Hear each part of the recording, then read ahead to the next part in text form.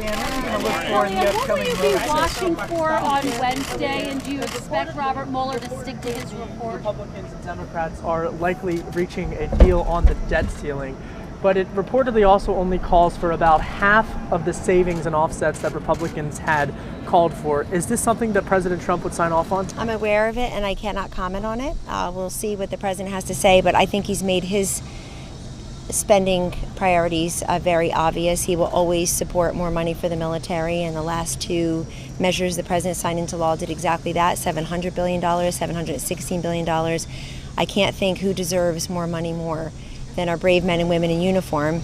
And that would include actually the funding for DHS and ICE as well, because I know that one of your favorites up there in New York City is maligning the great work of the brave men and women in Customs and Border Protection, but I won't allow them to do that, and this president will allow them to be unfunded. Saying that you're going to abolish the entire Department of Homeland Security is as arrogant as it is ignorant. That's about 250,000 men and women working there. It's everything from Secret Services, Customs and Border Protection, to FEMA, to ICE. And it just strikes me as naive. And if you're going to be adoring and afraid of her, I'm not going to be. Because I refuse to stand here outside this building or anywhere else and listen to people who have sworn an oath to the Constitution malign our great men and women in Customs and Border Protection and ICE. And I can guarantee you that in any economic measure this president signs, they will be protected and funded as well. Any comment about Mueller? What, if any, concerns does President Trump have about former Special Counsel Robert Mueller testifying? The president has zero concerns, except that the taxpayers are on the hook again for this fantasy that never came true for the Democrats, who promised all of you, and sometimes with your help, that there would be criminal conspiracy and collusion. The Russians helped the Trump campaign. We welcomed help, and it turned an election where you know that's not true.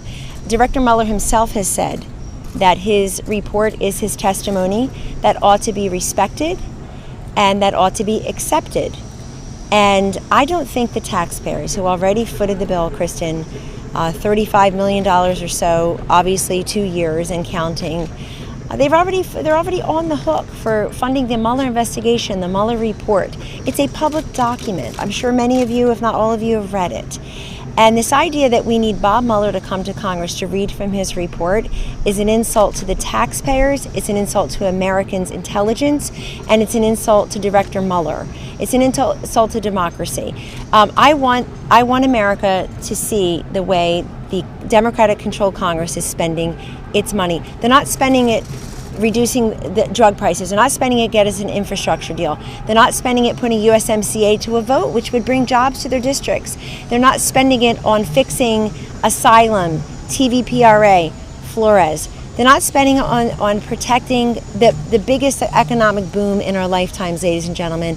And that is a disgrace. Why again? Why is Bob Mueller being hauled before Congress yet again to talk about a report that we can all read? Can you respond to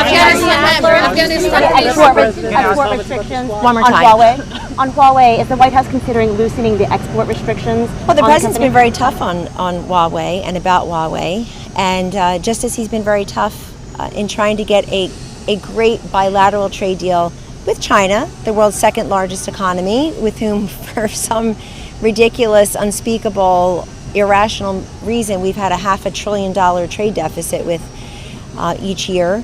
But he won't do that until we also are secure about the theft of intellectual property and tech transfers.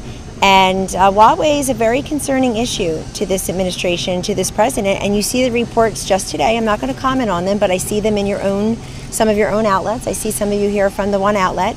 Thank you. That they're alleged to be building the technology infrastructure, let's put it that way, for North Korea. So we're watching that. The president has also come out very strongly in favor of 5G. I mean, look, I was in the infrastructure meetings as they were with the Democratic members of Congress, particularly the one that lasted more than 8 minutes. And I will tell you that there is great bipartisan support in this country to complete broadband everywhere, to have it go to every rural and tribal area, to make sure that all of our school-age students have access to it. Those who we get these reports, they're sitting in parking lots after dark just to get that Wi-Fi, the bleed from the library or the local police station or the school, and we want, that's part of infrastructure also. We need to be technologically independent in this country too. We're working on that infrastructure so it reaches everyone, so there's not a digital divide as there clearly is in some places, and at the same time to not allow those with technological capabilities to take advantage of us. The president also very recently said he will keep the pressure on Huawei, but at the same time allow American companies to sell component parts that allow them to compete in that space. The Prime Minister of Pakistan is Kellyanne, may I ask for a question? Sorry? Why are they delaying the new Title 10 rules? Well, I don't see it that way. The president's been very clear on Title 10. There are always reasons to delay implementations of rules that have nothing to do with the substance of the rules. So let me just say that. But we are of a single mind with Secretary Azar, our friends at HHS, our allies at HHS, and also the president and the vice president and those of us who work for the president who are pro-life. There's absolutely no reason for the taxpayers to fund the nation's largest abortion provider that makes millions and millions of dollars performing abortions that take $500 million a year in taxpayer money, ridiculous, that have no regulations, no restrictions, abortion anyone, anytime, anywhere, which basically describes the Democratic Party today too.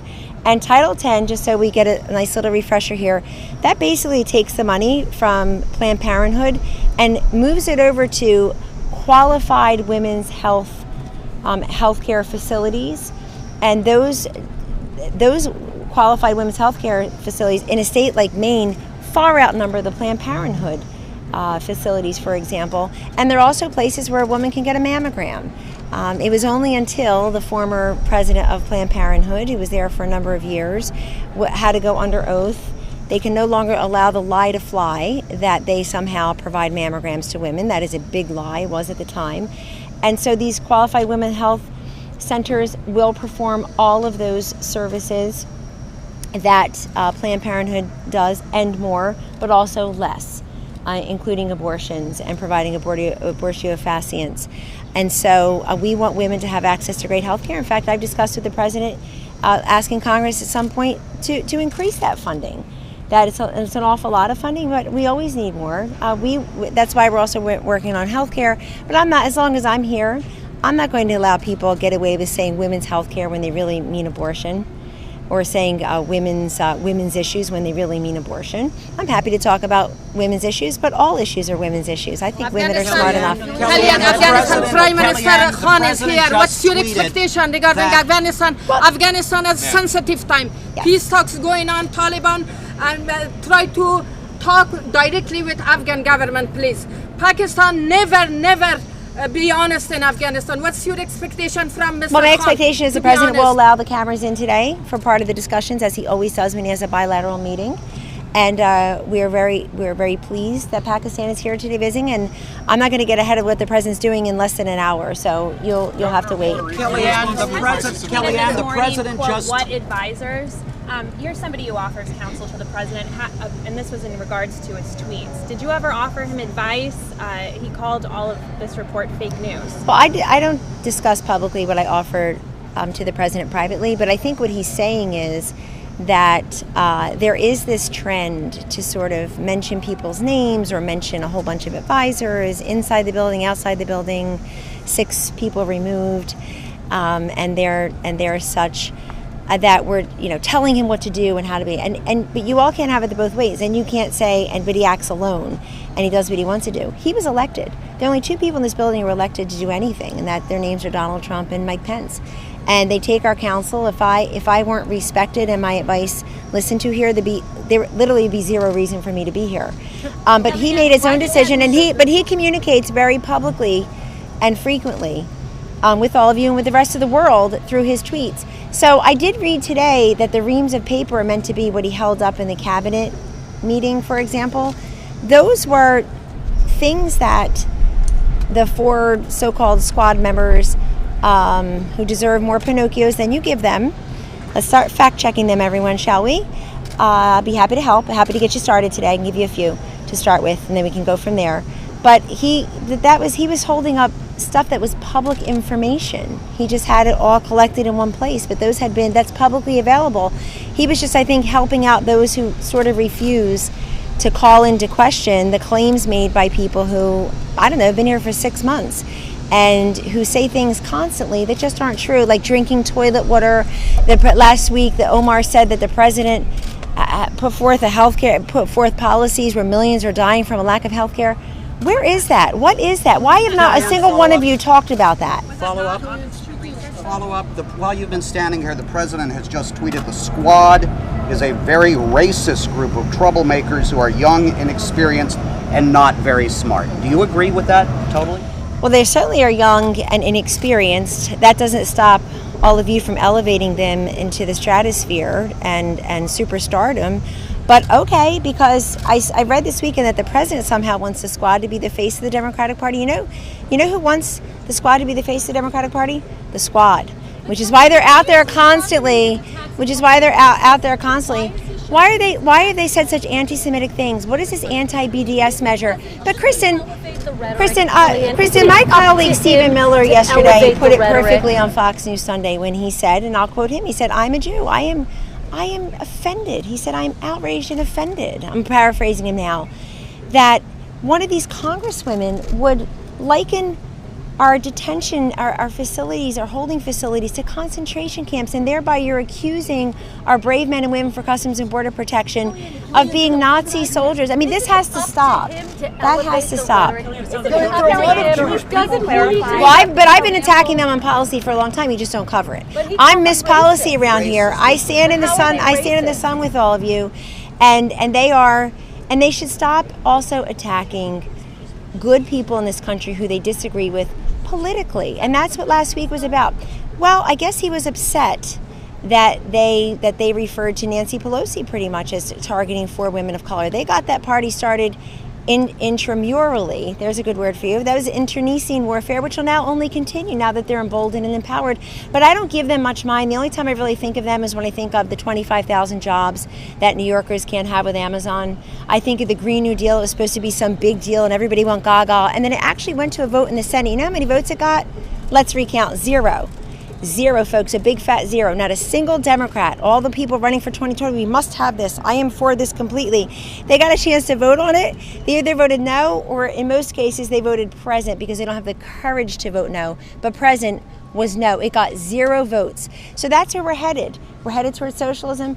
The 4 of them I've challenged on policy again and again, because only 4 Democrats, the so-called squad that doesn't except stir trouble and get a lot of attention, been here for 6 short months. You've all been here for much longer than that. Okay, I respect you as professionals, hardworking, long-serving professionals. Think about it already. What do you think some of these senior members of the Democratic Party think of them? Oh, in case you're wondering, go back to what Congressman Gregory Meeks said the week before. Go back to what Congressman William Lacey Clay said the week before. Go back to what Rahm Emanuel said the week before.